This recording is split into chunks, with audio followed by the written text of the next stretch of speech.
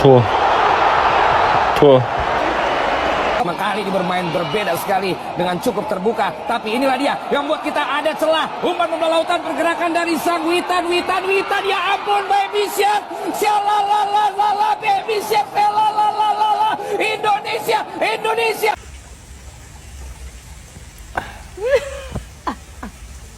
Anjay. Setiap negara punya kebiasaan unik yang terasa sangat normal bagi masyarakatnya sendiri. Namun ketika dilihat dari sudut pandang orang asing, hal-hal tersebut justru bisa terasa aneh sekaligus menghibur. Begitu juga dengan Indonesia. Banyak bule yang mengaku sering dibuat bingung oleh kebiasaan masyarakat Indonesia. Meski lama-kelamaan mereka justru ikut menikmatinya. Salah satu yang paling membuat mereka heran adalah betapa hafalnya orang Indonesia dengan kehidupan para artis. Bukan hanya nama dan wajahnya, tetapi juga tahu siapa pasangan mereka, nama anak-anaknya, rumahnya di mana, makanan favoritnya, sampai drama yang sedang terjadi. Bagi banyak bule, rasanya seperti setiap artis memiliki jutaan anggota keluarga yang selalu mengikuti kehidupan mereka setiap hari. You know what I just found out? Something that actually broke my brain. And that is Indonesian celebrities are different levels of famous. Because growing up in Indonesia, you see them on TV every single day, right? So I thought, okay, cool, normal celebrities. Then I looked at the followers and I almost dropped my phone. Take a look at this. We got Ayu Ting Ting, around 57 million followers. Raffi and Nagita, around 76 million followers. Atta Halilintar, around 40 million followers. And then I started comparing them with international celebrities. I mean, wait, you're telling me Ayu Ting Ting has more followers than some of your superheroes that is well known worldwide. You're also telling me Raffi and Nagita have way more followers than Donald Trump. Imagine explaining this to foreigners. Hey, have you heard of Raffi Ahmad? They're probably most likely going to say who? Then you just pull up their Instagram and like, yeah, this is an Indonesian TV personality has more followers than some of your Hollywood stars. Because Indonesia doesn't support celebrities normally. Indonesians adopt celebrities into the family. We know their kids, we know their houses, we know what they ate for breakfast. I mean, at this point, Indonesian fans aren't followers anymore. They're shareholders. Hal lain yang membuat mereka melongo adalah perlombaan burung merpati. Awalnya mereka mengira burung-burung itu hanya dipelihara sebagai hobi.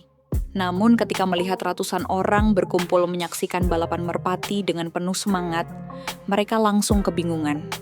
Bagaimana seekor burung bisa menjadi pusat perhatian begitu banyak orang? Tapi setelah melihat keseruannya, banyak yang justru ikut penasaran dan menikmati atmosfernya.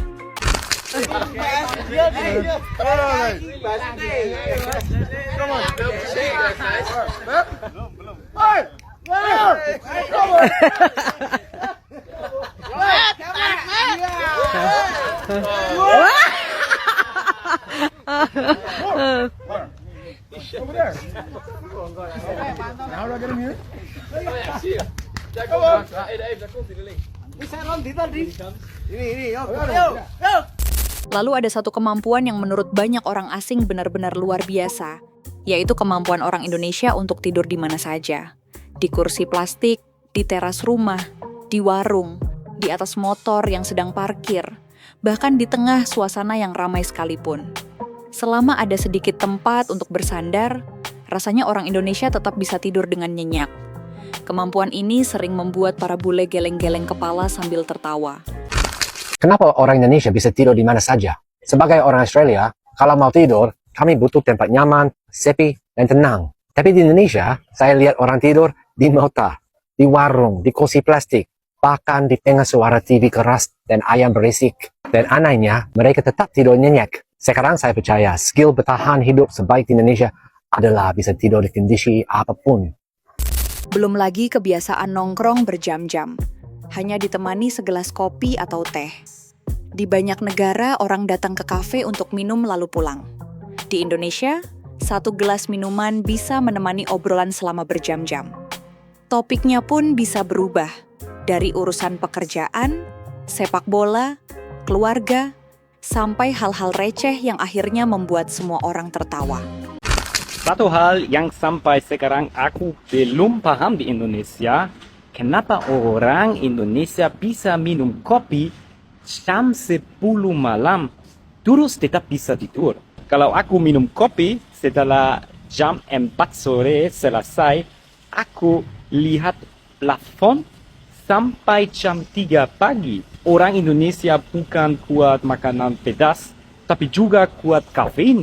William minum kopi malam masih bisa tidur enggak?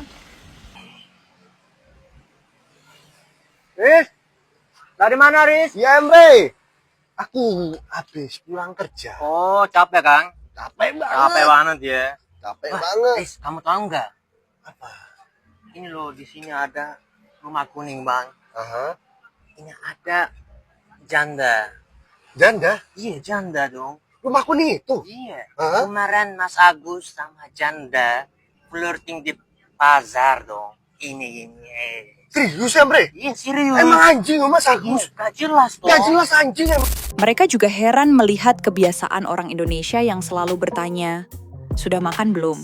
sebagai bentuk perhatian. Awalnya banyak bule mengira itu benar-benar ajakan makan.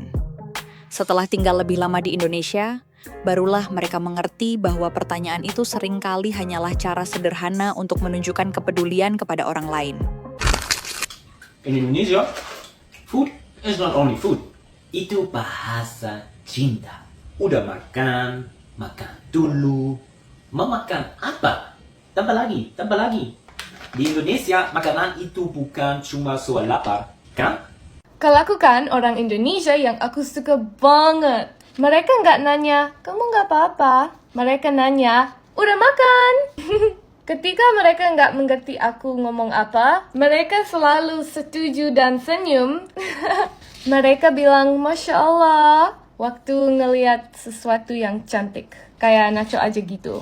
Mereka ajaran aku kata-kata baru dalam bahasa Indonesia. Dan mereka bangga kalau aku bisa nyebutnya. Mereka suka ngajak aku ngobrol. Walaupun kita nggak bicara bahasa yang sama. Mereka pamit 10 kali sebelum mereka beneran pergi. Mereka suka nanya, kemana? Setiap aku berdiri dari kursi.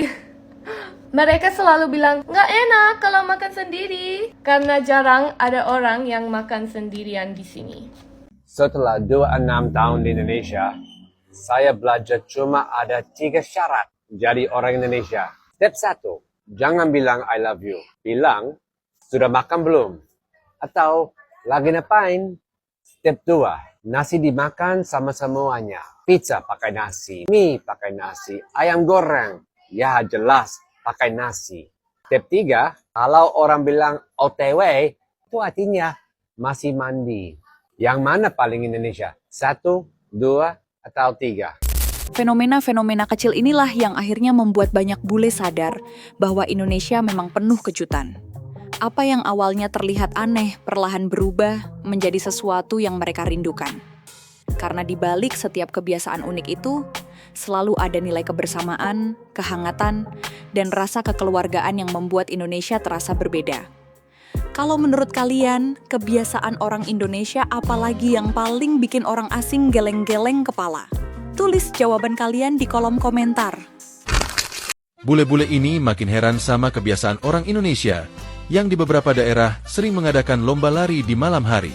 Hati kecil mereka pun gak tahan, dan pada akhirnya mereka ikut lomba lari tanpa alas kaki bareng warga lokal untuk melepas penat dan menyalurkan hobi lari mereka selama ini. Rumahnya di mana? Di sini, Kevin? Ya. Blok? 日本だったらね、知らないおじさんと子供が話したらやっぱりちょっと危ないから捕まったりするから。まあでもインドネシアはこんな感じ。 Halo. Usianya berapa? Kamu? Ada 11. 11歳だって。kartu akses berenang kamu. Come on in. Rumah bagus. Bagus sekali. Nasi Padang, best Indonesian food ever. Wow, this looks good.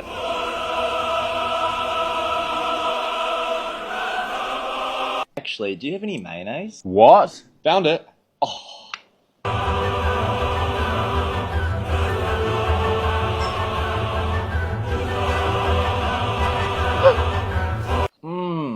Enak sekali. Bau? Apa ini? When did you last shower? 3 days ago, maybe? Yeah.